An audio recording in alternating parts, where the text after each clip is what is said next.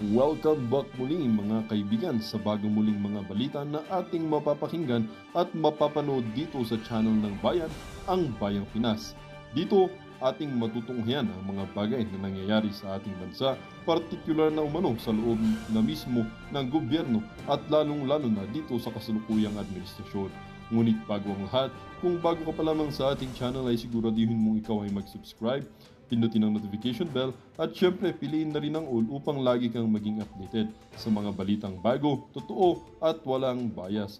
Syempre mga kaibigan at kung mga ating mga solid viewers naman dyan ay maraming salamat naman po sa inyong walang sawang pagsuporta.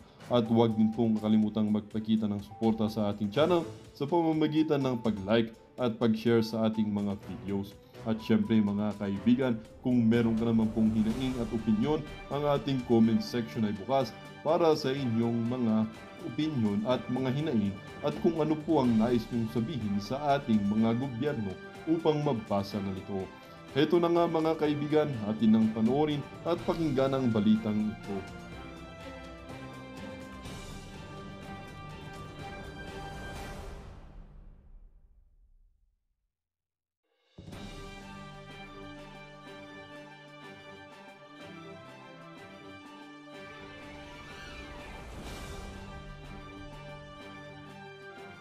A few questions directed to Mr. Jimmy Guban. Pero we have already seen po na through the interpellations of the Honorable Jinky Luistro at saka kay Honorable Rog na it is an automated and it is a large-scale system dedicated to battle corruption, but parang through the question and answers po kanina, parang it is an intricate system, an updating and a modernization system, pero parang mas na-modernize yata yung corruption sa yung mga nangyayari sa loob. Kasi nga, when it's centralized, isa lang po pinapanggalingan ng order unless na ang ginagawa sana is hiwa-hiwalay po yung gaya na dating gawin nila na parang devolve po yung function. So the TARA system in itself, Sir Jimmy, parang ang dating po ng TARA system is mas napapadali po yata yung mga nangyayari kung pabor dun sa taong gagawa ng kalokohan o may connection sa loob. Tama po ba? Yes, Your Honor. Mas pabor sa kanila. So parang siya, magical system po talaga. Hindi siya designed to matanggal po yung traditional na sistema.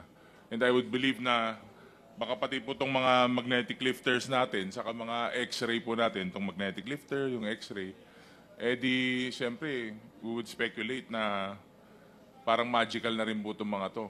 Kumbaga, depende po sa dadaan, depende po sa kliyente na papasok. Parang ganun po ba? Yes, Your Honor. Pagkakaibigan na, kahit tumatagal ang container sa loob ng yarda, madali lang ulit yun i-process, tumatiming lang sila. So yan po ang...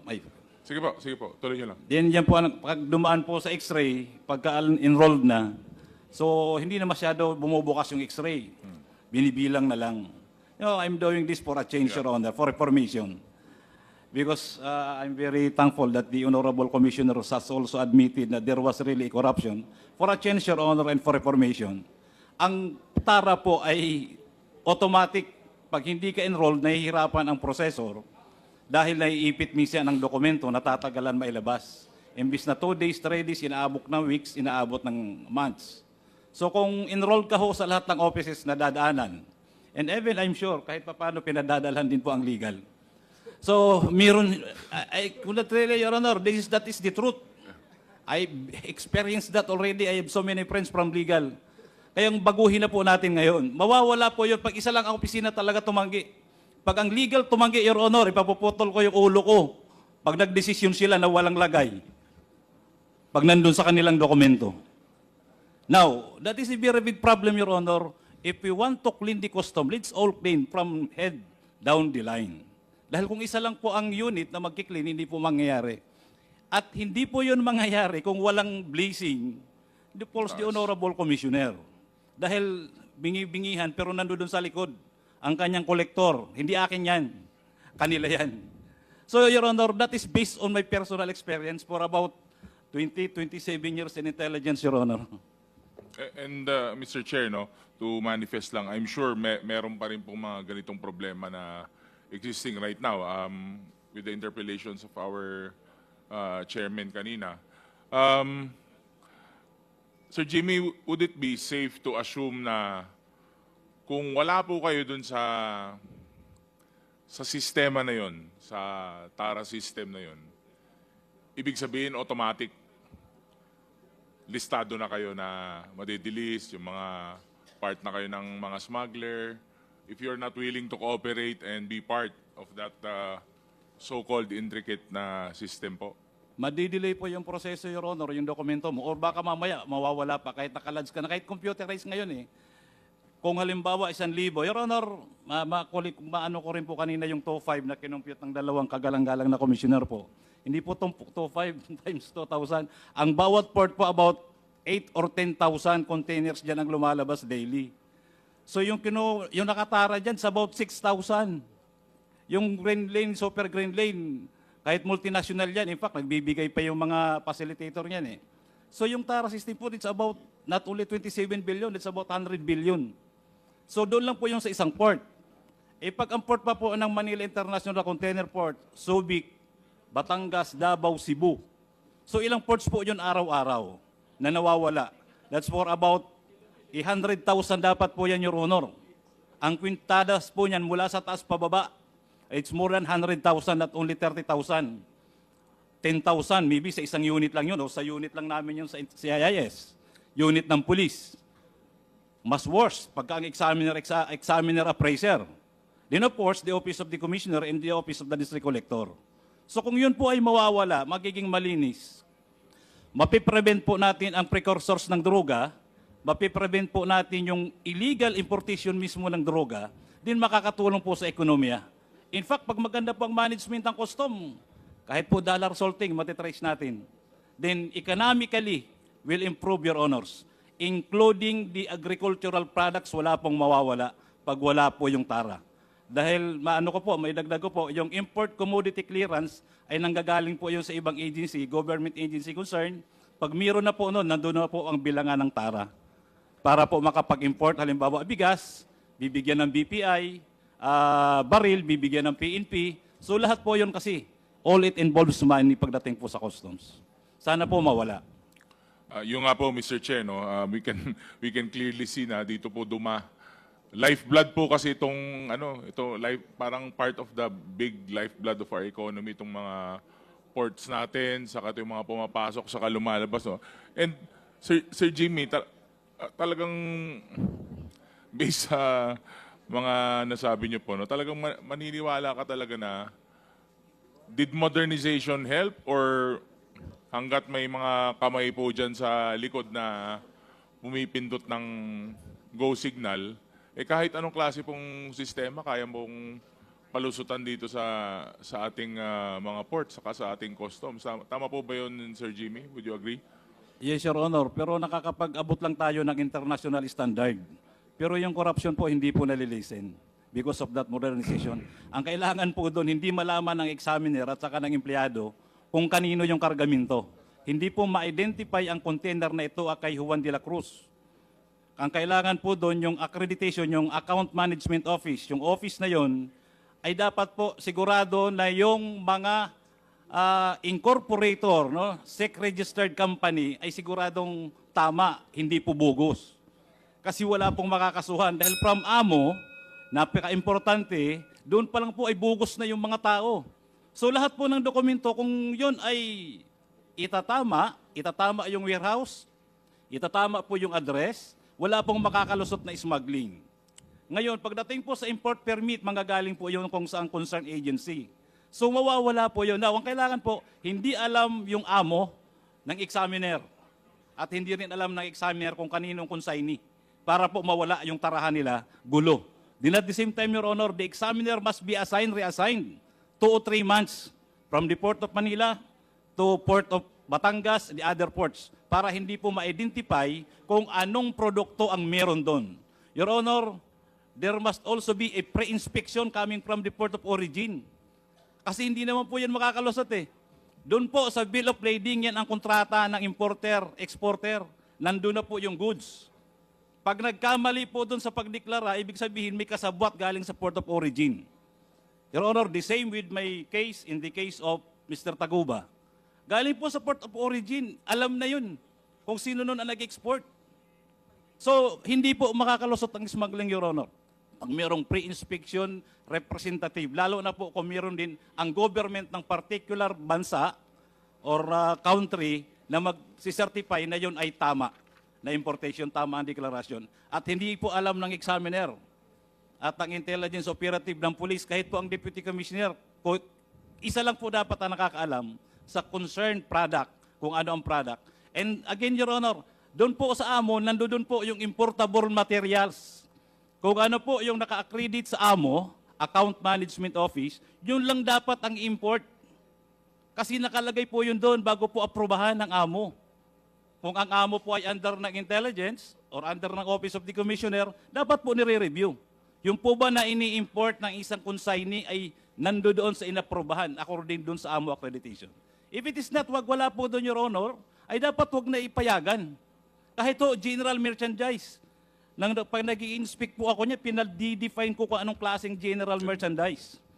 Kung yan ba ay shoes na ano, swelas lang, yan ba ay kettle na ano. So yan po, Your Honor, ay power po yan ng customs. Wala pong magkakaroon ng smuggling kung lahat po yun ay tatama.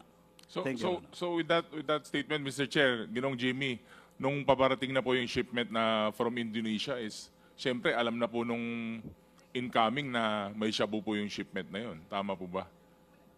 Your Honor, yung pre-shipment, ang customs po bago dumating ang kargamento, may dokumento na. Meron na po kaming advance foreign manifest. I'm sure the district collector, the Office of the Commissioner, even sa aming opisina po, meron na kaming advance. Hindi pa ho dumarating yung barko, may dokumento na kami kung ano deklarasyon ng doon.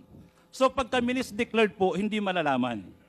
Pero po galing po doon sa port of origin, alam na po yun kung ano ang laman ng barko. Anong laman ng container rather. Kung anong laman ng container. Pero yun nga, pag hindi siya declared, pero there has to be someone who knows that there is an incoming na ganun po from our end. Tama po ba? Alam na rin nila na may parating na. Yes, Your Honor, kasi hindi po maglalakas loob yun mag-import kung hindi alam o hindi timbrado sa district o sa port ng pagbabagsakan. Ibig sabihin, may linya na sila. Nag-uusap na sila, may presyo na yan kung magkano, kung paano gagawin. In my case, Your Honor, that is already more than 30 days. Abandoned shipment, hindi nila ginagalaw. Tapos nung hinuli namin, kami ang kinulong. I'm very sure, the Honorable Commissioner nandito po. Abandoned shipment yung hinuli namin. Wala pong nawalang kargamento kahit na ano sa loob. So, ibig sabihin, totally po nahuli namin yung shabu. Wala pong nawala kahit piso. Totally, hindi na ho nakalabas ang customs. So, ibig sabihin, may kasabot na yun doon sa district office or port na pagbabagsakan kung sino ang magtuturuawi ng kargamento na yon, anong oras, anong gabi, or kaya ipaparalyze yung computer para mailabas po yung illegal na droga. Ano na, gagana na yung Brown out. Tara, yung Magic Lifter, saka yung mga Yes. Magic X-ray, no? Yes, Your Sir Honor. Jimmy. Opo. Mr. Chair, for a few questions na lang po. What has the BOC done? Kasi naging malaking issue to eh. So what are they doing now na para hindi po mangyari ulit to? Mabawasan o what has been their moves, kumbaga ano pong ginagawa nila para i-improve yung system, totally matanggal na o malesen man lang po yung mga ganitong problema natin, Mr. Chair. Anyone from the BOC can answer. Mr. Chair, we have learned from this experience, from this incident involving this EMT case, Your Honor, so that in the parameters, we have improved the parameters that was inputted by the Risk Management Office, so that this kind of importers, EMT was I think a new, relatively new importer, but it was able to qualify, or he was put nakalagay siya sa green lane. So, from this experience, hindi na po pwede yun, sir, na ang isang relatively new importer with no parang history, very short history, hindi na pwedeng pumasok as green lane. So, ito lang yung mga na may ano yan? History na walang violation, sir. But again, Mr. Chair, parang these are minor improvements from what we're expecting, no? Kasi syempre, siguro I would like to ask the BOC as well. In one of your meetings or yung mga, syempre meron kayong mga ginagawang security measures. Was anyone in the meeting suggesting or even considering third party or upgrading of systems or additional security measures po? Currently, the Bureau of Customs is in the direction of pre-shipment inspection from the port of origin, Your Honor. Thank you, Mr. Chair. Last na lang po kay Sir Jimmy siguro at saka kay Sir Mark. Siyempre po, matagal na po kayo dyan. I mean, si Sir Jimmy, si Sir Mark, medyo mas masasabi niyo po ba na yung TARA system din po ang naging problema? At saka kung saan na kayo ngayon, yung sistema na yun na parang naging way of life, hindi ganun ka-foolproof. Tapos kayo pa po yung nadiin. Parang ganun na po yun eh. Ganun na pong dating nun eh. Naging biktima po kayo ng isang sistema na kinasanayan po sa BOC. Yes po, Your Honor. So sabi nga ni Kong Jingy kanina, yung fall guy talaga. Yung nangyari sa inyo, kayo yung mga fall guy. Pero for my last question, sir, kung meron po bang representative dito, sa mga nag-file po ng cases against you, bakit kayo po yung agad na mga finailan nila? Ano po ang kumbaga anong inspirasyon nila? Ba't kayo agad? Yun napasok at nabigyan na file ng sunod-sunod na mga kaso. Your Honor, sa case ko po ay pinakawaros po yun dahil magkasama kami ng PDEA na nanghuli. I'm sure they were present today. Wala kaming pinakawalan kundi tinorn over properly sa PDEA. Then during the Senate hearing, nandun lang kami. I don't know what was the reason bakit nagkaroon ng conspiracy to import. Na present po ang PDEA during the time of the apprehension. Then the magnetic lifter loaded with shabu was also apprehended inside of the area of the Bureau of Customs. Hindi po nakalabas. Hindi pa po na-examine, kundi that was already an abandoned shipment. And hindi po namin makuha, bakit po yung personnel ng Customs ay hindi po ginalaw, hindi nakasuhan? Bakit ko, ako na isa sa mga nanghuli, ako po ang kinasuhan? Kasama po si then late Colonel Pajardo at saka si Colonel Asierto, then the rest.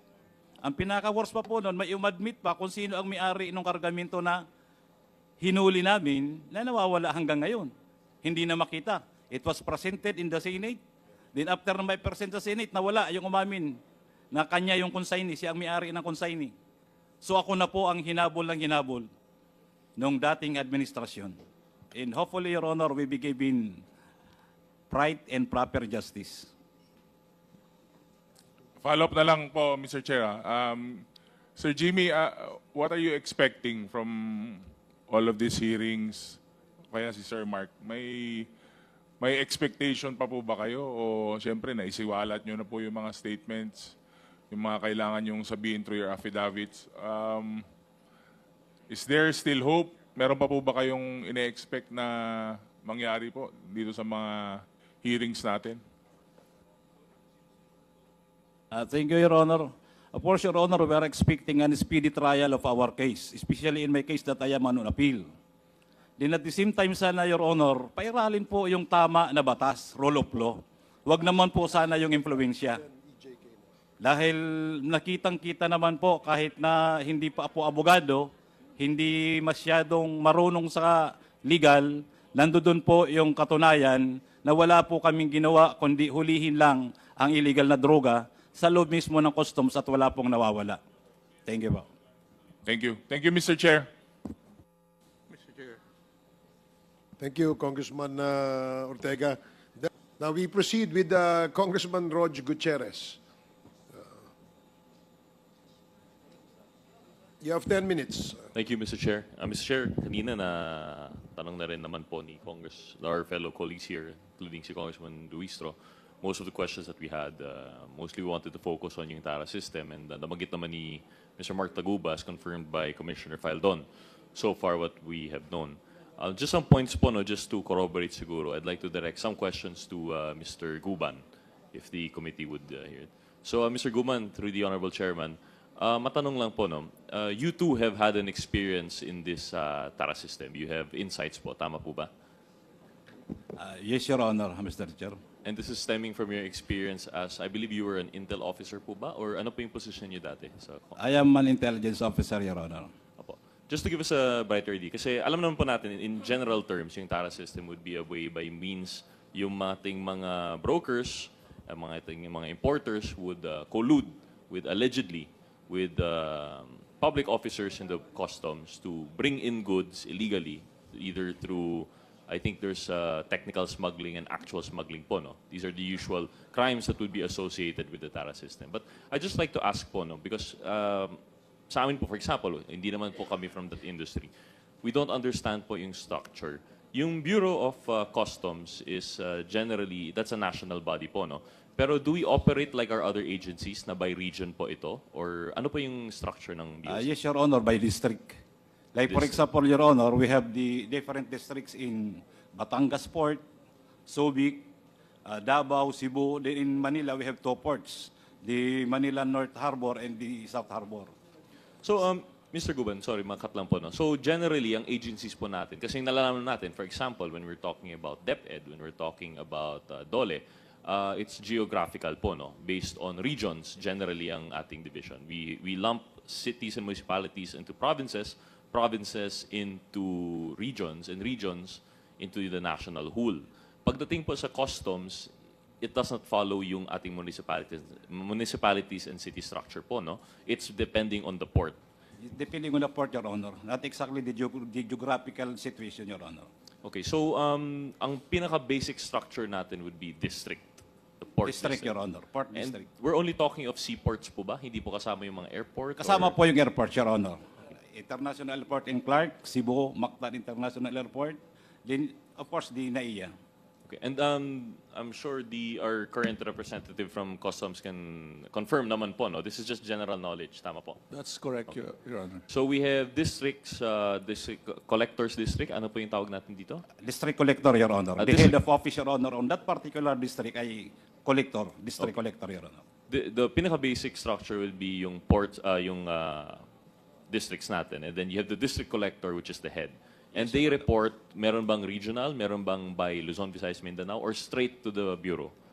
Your Honor, diretso na po yan sa Office of the Commissioner. Okay, so the Office of the Commissioner, which is composed of how many commissioners nga po tayo? 1 Commissioner, Your Honor, and I think this are about 3 Deputy Commissioner and 1 Assistant Commissioner. Yung deputy commissioners po natin, is that by operational area or different, ano? Nationwide, Your Honor. Nationwide, all 3. So 1 commissioner, 3 deputies, and then yung district collectors po natin. Yes, Your Honor. Where does your intelligence office come into play? Your Honor, we have also Deputy Commissioner for Intelligence Group. Then, to CIIS, Customs Intelligence and Investigation Service. Okay. And ano po yung trabaho ng ating intelligence service? Well, of course, Your Honor, we are gathering information who are those brokers and importers na illegally nag-i-import or fraudulently declaring goods na hindi tama at saka yung iba naman ay totally illegal or hindi lang technical smuggling kundi pure smuggling or outright smuggling. So yung target po ng inyong intelligence work is usually in the outside, yung mga those who would collude po, no, yung importers and brokers. Not only, Your Honor, that includes the inside because we are also working against the customs personnel, Your Honor. So yung BOC, merong opisina sa loob under the Deputy Commissioner for Intelligence Service po, no, that works on both ends. It's to catch yung mga smugglers that are working for yung private persons and also against yung mga public officials po natin. Yes, Your Honor.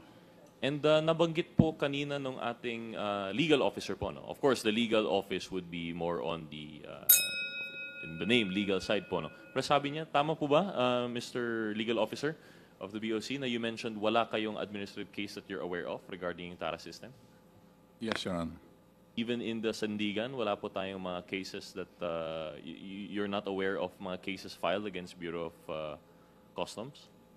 I have a case which was, I think it's entrapment, Your Honor. It was conducted by NBI. But the case was dismissed by the Regional Trial Court and pending admin case. And these were yung cases po regarding yung smuggling po talaga? The entrapment was in relation to TARA particularly? It's a, well, I don't know if I can discuss the circumstances, but it was a kind of a entrapment of a drop-off of a sum of money. Okay, so it's in relation to graft and corruption within the BOC. So, which should be high related because of the field of BOC that would be in the customs industry. We're talking of how the graft is related to yung smuggling and technical smuggling, tama po. That would be the natural case because what other purpose would there be bribery po, no, in the BOC if not to smuggle? That's correct. So in a way, it's related. And sometimes po, we have related yung ating mga drugs cases, which is what brings us here to begin with. You mean to tell me, just to clarify po, no, so you are aware of yung mga drugs cases po natin? In particular, sir, itong EMT case, we have had a conviction on this case, Your Honor. So you've had a conviction in this case. And actually, part of the legal services, kayo po mismo ang nagpa-file ng mga kaso, no? This was filed by the legal service, correct.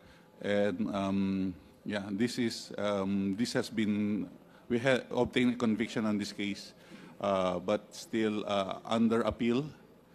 I think 3 accused filed an appeal, and the other one filed a motion for reconsideration. It's now pending before the court, Regional Trial Court, and the Court of Appeals. So like the legal service po, through the Honorable Chairman, like the intelligence service, I mean, ang legal service po is pointed outwards towards yung mga private persons, yung importers, yung brokers, and also inwards. You would also file cases po against your own. Tama po ba? Yes, sir. Yes, sir. So you mean to tell me po, just to confirm, in the case of Mr. Mark Taguba, in which supposedly yung sa EMT, yung with drugs are now related, and there was a mention of the TARA, you would still say na di nyo po alam na may TARA system? In the EMT case, Your Honor, it's a case of, I suppose it was a case of misdeclaration, and then it was discovered upon source outside of the Philippines, and information came in that a certain shipment contains drugs. So when they acted on that active intelligence, they were able to follow the shipment, and they were able to follow and go to the site or location and found the items, Your Honor, the 5 crates, metal crates containing this shabu, Your Honor. But of course, since you are following this case, the allegations by Mr. Taguba that there is TARA system, that's the first time you've heard of it in your tenure in the BOC. I've heard about the TARA system that was mentioned by Taguba during the Senate inquiry on the matter. I believe I can remember that it was published, it was aired live, Your Honor. Thank you. I'll come back to that na po, no? Or perhaps in the next hearing when hopefully si Commissioner will join us because we want to take the input rin po of the BOC itself. But okay, we'll go back po siguro to Mr. Guban, please.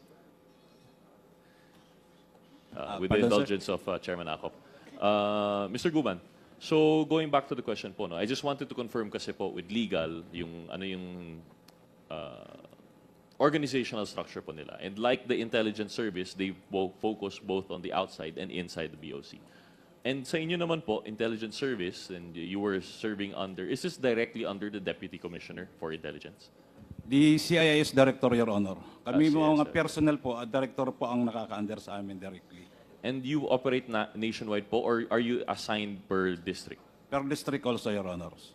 So per district, saan ka na-assigned at your last post? During that time at the Port of Manila, Port of Manila, which is the biggest? one among the biggest, Your One Honor. amongst the biggest. So from your, how many years nga po yun, sir, that you mentioned? Your service 17 years. Around 17 years of service in the BOC. In This BOC. was fully intelligence. Yes, Your Honor. And yung TARA system is nothing new to you. Your Honor, wala pa ako sa Customs. I was with Economic Intelligence and Investigation Bureau before I became an intelligence officer in the Customs. TARA system is already there. And it's always been the same, yung red lane, green lane, yellow lane. Before, Your Honor, wala pa yan, asikuda. I think that was during the time of Commissioner Paraino na nag-modernize, then pinalitan na lang selectivity system because of the computerization. So, I think pagkapatapos ni Commissioner Paraino, then the next commissioner, I think that was Commissioner Morales, unti-unti na po nag-modernize, digitalize na po ang custom. So, ginawa na po yung selectivity system. So nagkaroon na po niya ng super green lane, green, yellow, red, orange. Well, Mr. Guban, through the Honorable Chairman, kasi nabanggit po earlier when it was being discovered, I think, by Congresswoman Luistro, very particular po no, yung pagbanggit ng TARA together with the expose of Mr. Taguba, na yung TARA po is in relation to the process, may green lane, yellow lane, red lane, and how it's able to ease the inflow of whether it's underdeclared or totally illegal po, no, in smuggled goods. Yun yung na-mention na process. But you mentioned time immemorial. So even before the process of red, green, yellow, even before digitalization, may TARA. What was the very concept of TARA? Kung ganun po. Your Honor, as if na mapabilis ang transaction para yung papel ay bumilis at hindi na masyado higpitan ng personnel. So that is almost the same, Your Honor, partnership. Hindi na examine ng 100%, maybe 10 or 20%. Then at the same time, wag na dumaan masyado sa X-ray. Saglit na lang, then okay na because of the TARA.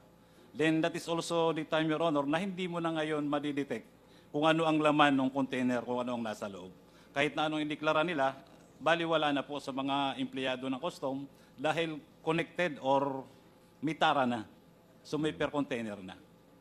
So whether or not the process was in relation to digital or mano-mano or kung ano man previous, merong TARA in the sense na there is influence being peddled to connect private persons to public officers to facilitate yung smuggling. Yun po yung basic na sinasabi. Yes, Your ko Honor, ninyo. that is the very basic. But if I'm not mistaken, kayo po ba, Mr. Guban, or si Mr. Tagubay, nag-mention na may central command? There was a central command, Your Honor, pero si Mr. Taguba, binanggit niya rin po yan. Nabanggit rin. But you are aware also of the central. Can you Yes, that is- elucidate po, ano po yung central command that you're referring to? Well, I think, Your Honor, this started the central command from the time of Commissioner Paildon na kung naglagay silang lahat represented para mapabilis ang proseso.